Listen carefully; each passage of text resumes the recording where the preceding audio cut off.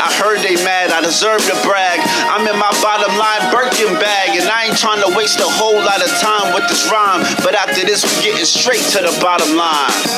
Go Chain. Without further ado, I want to introduce my man, AV. What's good? What's good? Brother, man, I appreciate you having me, bro. I appreciate you pulling up, man. It's such it's great to see your element doing what you do, man. I love it. You're amazing at what you do, so I'm excited to be a part of it. Yeah, I'm excited to be a part of it too. Let's talk about being a part of it. Hills Atlanta, 350 participants each week, and I was in the car with you last year when there was only 30. Yeah. And I remember you vividly saying, yo, Jay Burke, I'm telling you, man, next year's gonna be big. Next year's gonna be big. And I believed you. Take our audience inside of what was you thinking that it would explode to the magnitude that it did this year, or did you think it would be this big? You know, honestly, I didn't think it would be this big. You know, but something just didn't feel complete last year. And I remember we went out, it was Halloween weekend or whatever. I remember that, yeah. And I think we went out to like low-key celebrate a little bit, because I don't even think I had ever had 30 people at a class before. So it's kind of like we were reaching new highs, but at the same time I knew that this program was so much more valuable than 30, 40, 50 people. And I think that not knowing, my ignorance of just being like having it coming from a good spot and a good place in my heart of what I want to do for the community. Like, I just felt like more people should be able to benefit off of this. You know what I mean? It's a free workout. It's free. Like, no matter what, you know what I mean? So like, why wouldn't it be 400 people, 500 people? I think that the fact that it is free, right? I think that is a very unique branding, that folks are taking advantage of. And I think it definitely differentiates you between all other competitors. You've been on Good Morning America. You've been on a local Atlanta stations featuring Hills of Atlanta. For those who don't know, it's every Wednesday at 6:30 at night, 7:30 in the morning, showcasing the phenomenon that quite frankly has engulfed the city of Atlanta. Everybody knows about Hills of Atlanta. I'm sure you have so many sponsors or have opportunity to be compensated. Why are you so steadfast in remaining it to be a free experience? Well, I think, obviously this is our third season doing it, right, Burke? So, I mean, our first 2 years, man, this is dolo. Like, we, just pull up, wasn't no sign up. Just experiment. Exactly. It was like, look, pull up, get a workout in, see y'all later, see y'all next week, let's go home. The third year, this year, I try to take it, this is my first year even just making an Instagram for it. Right. You know what I mean? Like, just little things like that. I was like, you know what, I think I can cap on something where it's like, I want to get more people. Like, that's all I was really after. It wasn't the money, it was just I want more people. I want more people to benefit from this free workout because, to keep it funky, bro, like, it's expensive. You know what I'm saying? And everybody, it's not even necessarily that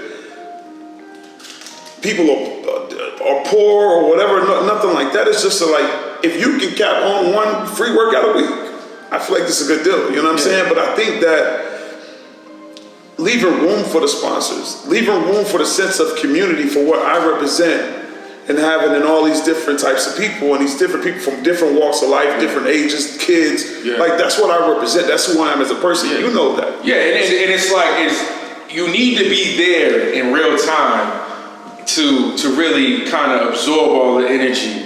It's just like you're saying, it's whether you're there for actual fitness.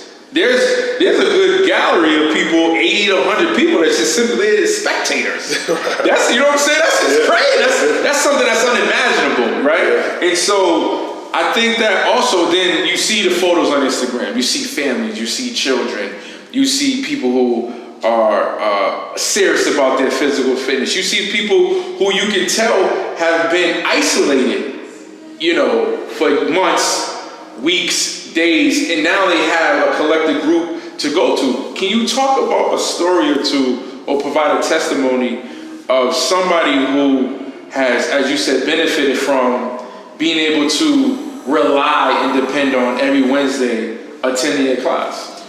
And Bert, I mean, like we talk all the time, and I like that's one of the things that like even us getting ready to shut down, you know, here next week. Yeah. That's one of the things that's in the back of my mind because I'm not going to like, I won't mind having a little break, you know what I'm saying? But I do understand what Hills is for so many people because it's the same for me, right? And just not even a few weeks ago, you know what I mean? Like a guy comes to me and was just like, yo, I just was not in a good mental space. And Hills saved my life. Right. You know what I mean? I'm not going to go into detail about what he was going through or what he was going to do, but like it was just, and it really hit me that like, you know what, like people are showing up for maybe 15% of the workout, man. Like it's a great workout. I'm not trying to belittle the workout or make it like it's not a part of why people are coming out, but it's really the sense of community, man. Like we're showing up for fellowship. We're showing up to see my brother, to show up to see the friends that hold me accountable. Positivity, you know what I mean? Like, there's so much negative stuff out here that, like, you find these positive spaces and you just become attracted to it and addicted to it, like, almost, you know what I mean? So, you know, that's one of those things, or whether it be someone's parent that reaches out and be like, yo, you know what, like, I notice a difference in my child. In a little bit amount of time that he or she's been coming to Hills4ATL. So it's little things like that that lets me know I'm on the right track and I'm on, you know, it's not a check. It's not like, you know, I got a big check for doing this. It's those little things when I have those conversations with some of the members and some of the people that come out that make me feel like, yeah, this is exactly where I'm supposed to be. Yeah, no question. And quite frankly, man, job well done. I'm proud of you. I appreciate it, brother. You know what I'm saying? I appreciate it. I know you're not doing it for a check. You could certainly check that box of that vision we had when we was in that car. You said it's going to be big. And you, like you said, I remember you getting serious about starting an Instagram and really promoting it on a consistent basis. And now that thing is viral. That thing is something that people look forward to. I know, at least I can speak personally for me, every Monday, because I know you also do the Monday one step at a time for the steps class on Monday nights at 7 o'clock. I look forward to those photos. Similarly, on Wednesdays, you know, I look forward to the photo of 300, 400 people all coming together for one common goal is to improve not only their own personal fitness, but also just being a better version of themselves, you know, amongst like-minded people. But let's backtrack a little bit too, prior to Hills. I know before you've had a past, whether it was in New York in the music business. Can you talk about what was really the inspiration for you to, when you did come to Atlanta, to create something like Hills? I think, you know, honestly, it was the pandemic, man, honestly. So when I got here from Miami, everything was shut down, right? So that kind of took my mind. I've always done Hills. I've done Hills. I mean, obviously, you know, we play ball. Like, I've always done Hills. Like, always ran steps. Always done these kind of exercises, but it's just something that I kind of did on my own. Or me and a few friends would do it, right? So during the pandemic, when the gyms were closed, I had people trying to, like, I had a friend fly from Cali, and she was like, yo, I'm going to come, and I'm going to lock in for 3 weeks. And I just want you to, like, let's just work out together, right? We couldn't do it at the gym. No gyms are open. So I went. As one of my mentors famously said, the streets are always open, bro. The streets are always open. The streets are always open. You don't need no gym membership. You don't need no team to go. Absolutely. The streets are always open. Yeah. So going to that, you know what I'm saying? Like, honestly, she was the first person I started doing Hills with. You know what I mean? And I was like, you know, maybe people will be, I'm like, I feel like if people won't be interested, if you didn't grow up in athletics, you probably not. I just figured that they won't be interested in running Hills. But it's hard. Yeah, Hills. I mean, I know a lot of athletes associate Hills with some of the trauma because that was part of the training. You got to run Hills if you wanted to, you know, really test your will. And the competitive spirit and the mental fortitude and toughness that's required. Let's say let's play football. You and I both play football at a high level, at the collegiate level. Can you provide to audience members what was a daily fitness routine when you was training? Yeah. So I had I always had my regimen, right? I always had my regimen, and like I remember going out of like when I first got out of high school, like we would just camp out, like just be anywhere around the university because I've always been attracted to greatness. I've always been attracted to to people who were doing or was already at the level where I was trying to get to. Right? And you would go to the University, being from Knoxville, you would go to the University of Tennessee, you know, as a senior in high school, and you would get to see these guys working out, you know, the guys who are in that space now, the Jason Allens, the guys who, and they would all come together. Like in the off season, the guys in the NFL, they would all come back. And that's what the off season sort of consisted of. You know what I mean? Like getting better. But for the guys who were young, if you were lucky, they would let you in the door. You could get a workout in. You know what I mean? You got to see that like front and center how these guys was going in. And like, wait a minute, my high school level is not on this. That's not where we are. You know what I'm saying? But also you don't have the resources that you have at those universities. So that was my first time being able to see that like, man, I'm really tapped in. Like I need to step my game up a bit. But also learn a lot. And I use those tools, the things that I learned throughout the rest of my life. Now, you know what I'm saying, 37 years old, I'm still doing those workouts. You know what I mean? And I still benefit, like they work. You know I mean, anything that's not moving is dead. That's what they say that a lot. And I know partly you've been on the move a lot. I know I mentioned New York, you mentioned Miami. I want to kind of dive back into what was life like in New York, because I felt like just in my short time knowing, and I want to say thank you too, because, you know, a lot of folks don't know I came during the pandemic, you said, as you know, famously. Just taking a peek at Atlanta, didn't know if I wanted to stay, you know, stuff like that, but you was largely responsible for why I did return. I do want to say from the bottom of my heart, I appreciate you welcoming me, you know, in as, you know, your brethren here in Atlanta, and it's been nothing but pure joy. I'm glad that we met, you know, and I just wanted to say that, you know, at this time. I appreciate that. You know what's funny, man? When you came down, bro, I think that was that first time I met you at Bar Vegan, you know, you mentioned to me about some of your goals. You were like, you know, I haven't been out to Atlanta in a while, but like, you know, I know you lived here before. But you was like, I'm gonna move back to Atlanta. And I'm like, yeah, that's cool. Like, that'd be dope, man. I think you were like, yeah. You know, you like, nah, I'm serious. Like, I'm moving back to Atlanta in 6 weeks. 5 weeks later, I get a phone call, yo, I'm, you know what I'm saying? I'll be there next week. So I think that's, you know, same way for me, my background. When I moved to New York, I did the same thing. Like, I made up my mind. I was like, yo, you know what? This is where I need to be. And you go to a place, you just feel it. And I literally went to New York for a second, and I was like, nah, this is where I need to be at. Came back, saved up $300 and moved. You know what I mean?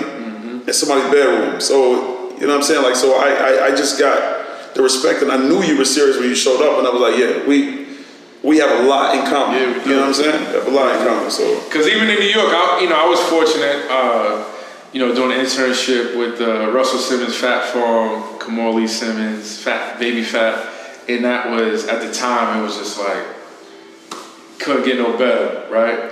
I know you had time in the music business, and I want to give a shout out to, I think his name is Ray Daniels. He's here locally in Atlanta, got a great podcast, and he was interviewing Shy Money. And Shy Money, as far as I'm concerned, established himself as a boss in the music business, and I definitely recommend people, you know, take a look at that episode. That was a great episode. But you too was in a music business. Tell us a little bit about like the experience of maybe some of the challenges, but also some of the celebrations you was a part of, because I know one of the stories you talked about was like Usher, one of the Atlanta-owned gods.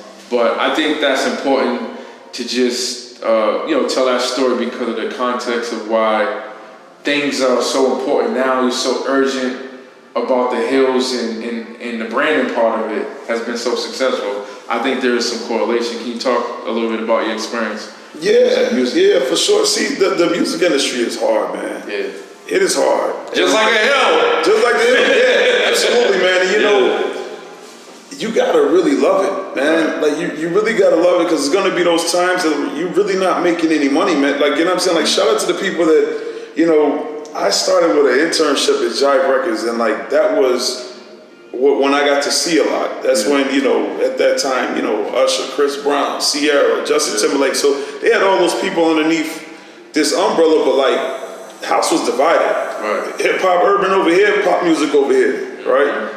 I always had a passion for music as a whole, but I knew my thing was hip hop. I started on the urban side. You know what I'm saying? I started on the urban side, and I was trying to work my way over to the pop side. And I think that's when I started realizing, started feeling like I had to pick a side. You know what I'm saying? What specifically was that moment where you felt like you had to make that decision as far as pursuing urban or pop? Because now you can. At the time, people wanted to put you in a box. Okay. So if you were a young black kid from whatever, wherever you from, it makes sense. You should be in hip hop. Love hip hop. Don't get me wrong. But I know my pop shit too. I know my pop music too. You know what I'm saying? Like I know exactly. I know what I'm doing over here. Right. So I think that was the hardest part for people being able to accept or digest that this guy might be from this side of life, but he actually might know what he's doing because. You know, I grew up around pop music. My sister was just throwing, you know what I'm saying, just dropping stuff on me. And it's like, now I know what this is supposed to sound like. So when I went over to the pop side of things, that's when I realized it's like, wait a minute, they really don't, there's no bridge here. Right. You over there, you over there. You over here, you over here. You know what I'm saying? And like I said, it's 10 times better now. But at the time, I definitely felt like I had to pick a side. Right. And to bring that back to Hills, that's what I didn't want in my community. I never want people to feel like they had to pick a side. It's okay to be from the south side of Chicago and like country music. Right. I love country music. You know what I'm saying? Like, I'm from Knoxville. Right. If you say you don't like country music, you're lying. You know what I mean? Like, this is, you know what I'm saying? Like, it's okay. Yeah. That doesn't mean you have to act white. Just because you're a white guy from the suburb doesn't mean you can't like Lil Wayne. Right. Like, I wanted to build a community where everybody can be themselves. Everybody can show show their best version of themselves. Yes. And we can kind of bond and get together and build a community off of that, and not like what the box where everybody wants to put you. Yeah, that's why I said earlier. That's why I said earlier, job well done, because you was very adamant and very intentional about how inclusive you want everybody to be.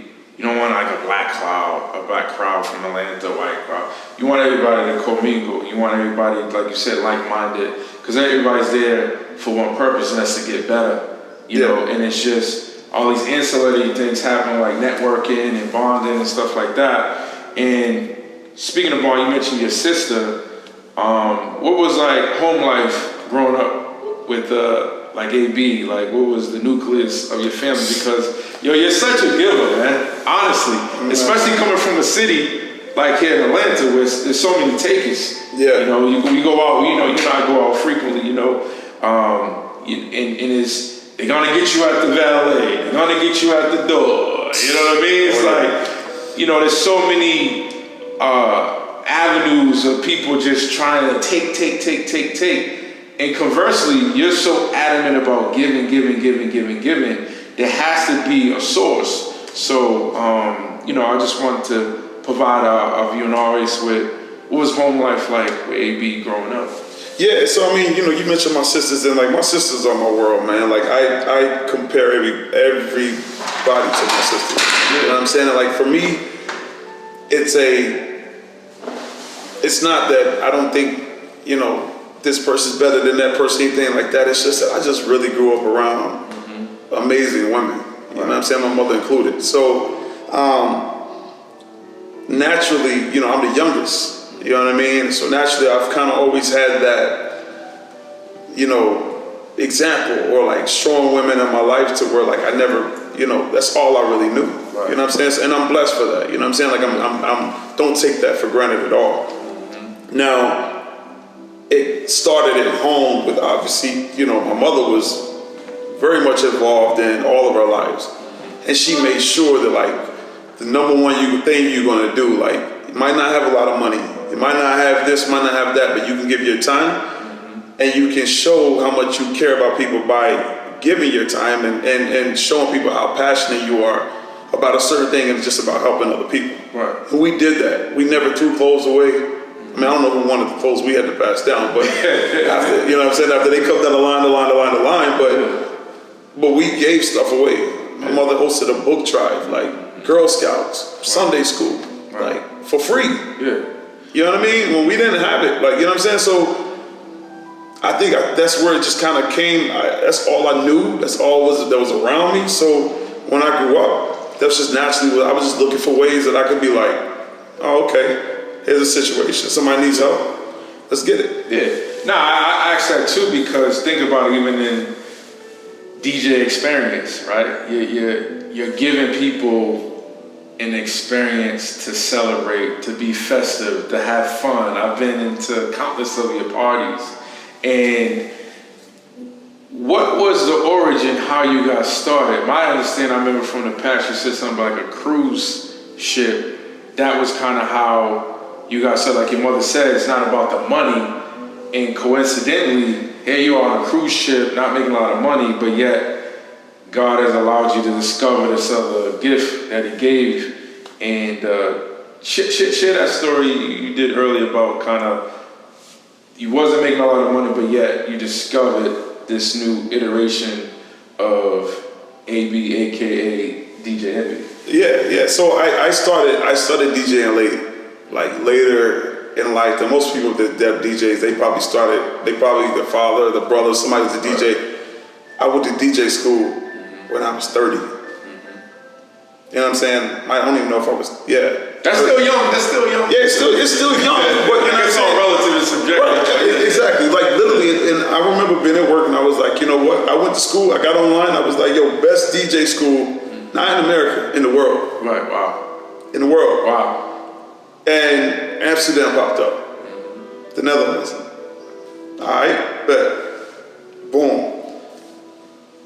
Found out a plan. I said I'm gonna quit by X amount of days, and I went, enrolled myself at DJ school in Amsterdam, and I was a DJ. You went to Amsterdam? To Amsterdam, yeah.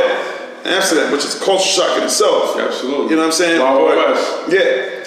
But when I got back, it was like, now I'm like knocking on doors. Yo, can I DJ here? Can I DJ there? Can I DJ there? I DJ for free. I DJ, because you really just need practice. Right. And you can practice in your bedroom, but you can't practice reading people in your bedroom. You can't practice people's reaction in your bedroom. Right. So you can work on transitions and all of that, but at some point you're gonna need to test your skills, right? And I found it hard going to New York to try to beg people to DJ and to just work on a cruise ship. Right. So now I went from DJing one day a week, if I was lucky, maybe let me open up for somebody for an hour and a half. The other dude gonna come in with the energy, like, you know what I'm saying, being rude, trying to talk crazy to me.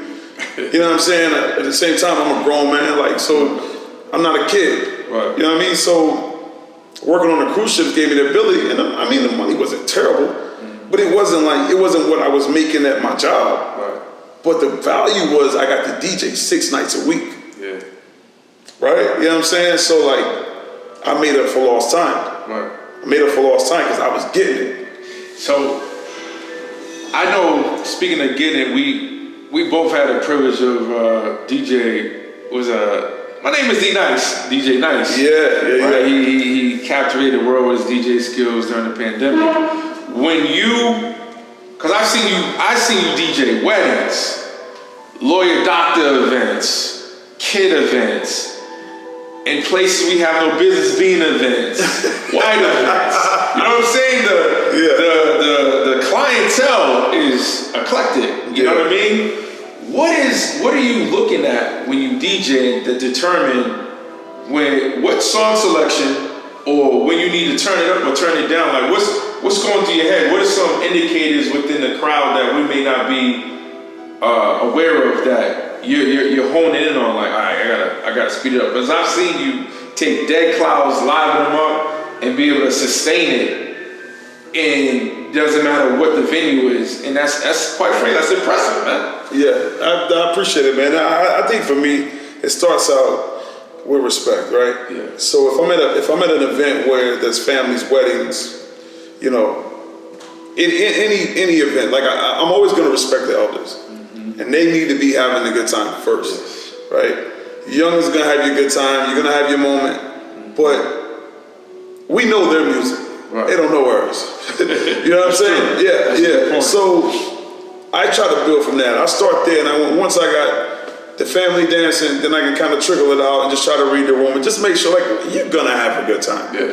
If you allow yourself to. Right. You're not gonna like every single song a DJ plays. Mm-hmm. But again, back to what we said, if you respect other people and their upbringing and where they come from, then you can still vibe out to it just because you're like, oh yeah, I might not be a Kid Rock fan. Yeah. But I can rock with it because he played my song a second ago. Mm-hmm. We just don't need to be the people that forget, like, he did just play hip hop for 45 minutes. He played one country song and now we ready to go throw batteries. Right. You know what I'm saying? That doesn't happen, but I'm saying that like in some markets where people are very close-minded and they just want to stay here, I'm probably not your DJ. Yeah, and I think it's unrealistic to think that somebody can entertain you per se the entire time. You know, I think like Dave Chappelle said, you guys make it interesting. Yeah. And one of the ancillary byproducts of being a DJ, a popular DJ in Atlanta and Miami and New York are the women, right? Yeah.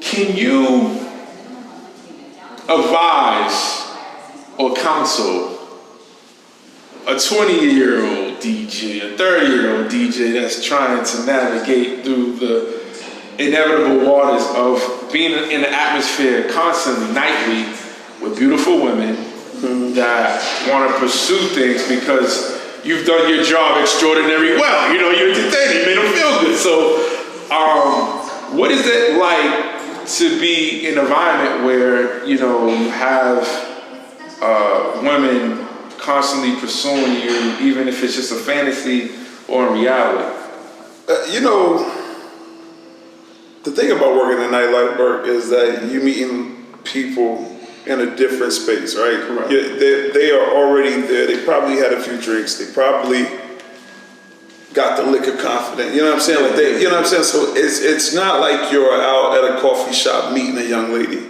or meeting a young fella that are in their chill state of mind where they whatever. So they don't. Yeah. So you easily become numb to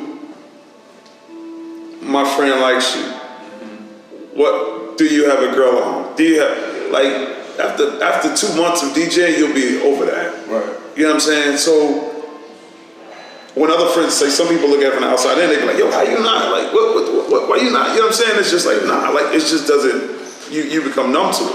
And I think the earlier that you become numb to it is the better off you're gonna be. Right. Because if you do let DJing take over your life, it can be dangerous, man. You know what I'm saying? Like, it's nothing out there. Like, it's nothing good gonna come from sleeping with women every single night. Right. It's nothing good that's gonna come from blowing your money. Drug, like it's a dark side of the industry, and if you're not careful, it's easy to get crazy. Yeah, you know, well said. I'm glad that you provided light about that, because there is this misconception or this narrative that, you know, if you're a DJ, you're sleeping with women all the time, everybody will smile at you is because you had them the night before. But I mean, I can attest personally with you, you know, you're very respectful and you're a giver. Again, it goes back to, and I think the origins because of your relationship with your mother. And I know from, you know, certain conversations we have, in my opinion, I think you have one of the greatest love stories ever told. And I would love for you to share with my audience from the day you was told about your mother cancer and what you decided to do as far as, you know, you knew some places she wanted to go and you made it an urgency and a priority to make sure she experienced that. Can you kind of just talk about your love for your mother? Yeah. Dog, so I've never, it's not a day goes by that I'm not like, yo, my dude, you know what I'm saying? Like, I really, because I think that it was just that comfort, that warmth that she provided, you know what I mean? That made me and my sisters both, all of us, feel like everything's gonna be okay, right? She was definitely the rock of her family. Yeah. Now, I think that, you know, my mother she had Alzheimer's, not called it, but she developed Alzheimer's at a pretty young age, 53, 54 years old, you know what I'm saying? With like being diagnosed with early Alzheimer's, like where she was dealing with these things. Mm-hmm. And yes, she passed away from ovarian cancer, but her struggle started with Alzheimer's. And, you know, it was one of those things where the doctor's like, well, it could take 10, 15 years, whatever. Just unfortunately, it just really got to her quick, like fast. And my mother's always been obsessed with London, Paris, all of these different places, you know what I'm saying? And I wanted her to see those things. Because my mother gave her last to make sure that we was able to travel. We all would crowd up in a little bitty tent or a camper, and all 5 of us, and make it do what it do. Like she always was an outdoor person, always exposing us to new things. And I want to do the same for her. So I wanted to take her to Paris. I want to take her to Barcelona. She'd never been to Spain. She'd never been to London. You know what I'm saying? She'd never been out of the country, pretty much. You know what I mean? So like, we took, you know, 16 days, and we went everywhere she wanted to go. So you went to Paris, you went to Barcelona. Yeah, we did Monte Carlo, Paris, London, Barcelona, Nice. What am I forgetting? Rome. Went to Italy.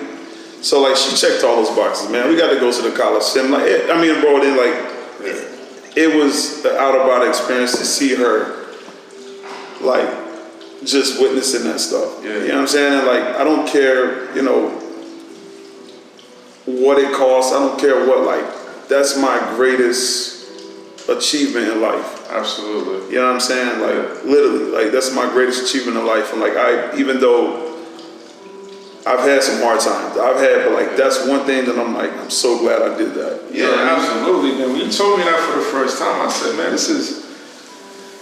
you don't hear stuff like this. Yeah. You know what I'm saying? This is unique, and it's just so special.